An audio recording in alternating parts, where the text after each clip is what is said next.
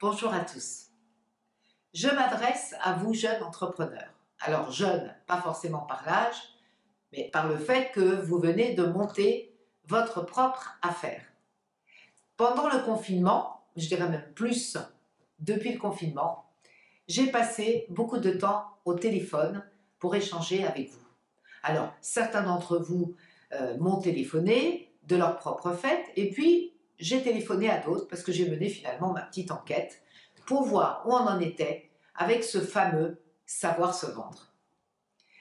J'ai noté que pour la plupart d'entre vous, vous n'étiez absolument pas à l'écoute de mes besoins.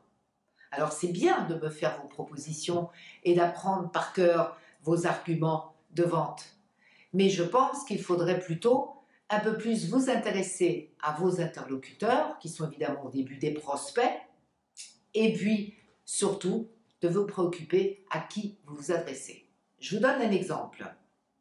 La plupart d'entre vous venez de monter votre affaire de coach. Alors parfait, vous êtes plus ou moins certifié, vous cherchez bien sûr des clients. Qui ne cherche pas de clients aujourd'hui? Mais vous n'étiez même pas rendu compte que vous vous adressiez en me téléphonant à une coach qui a plus de 25 ans de métier. Ce qui veut dire que vous n'avez pas pris le temps de regarder mes sites. Et puis comme de toute façon, votre mode de fonctionnement, c'est de zapper, voilà, et puis de cliquer avec la petite souris, ça je pense que vous le faites très très bien, et bien finalement, évidemment, vous avez donc perdu du temps. Donc maintenant, comme on dit, la critique est facile, mais l'art est difficile, alors je vais vous donner les moyens de mieux réussir votre échange avec vos interlocuteurs et donc vos prospects. À tout de suite.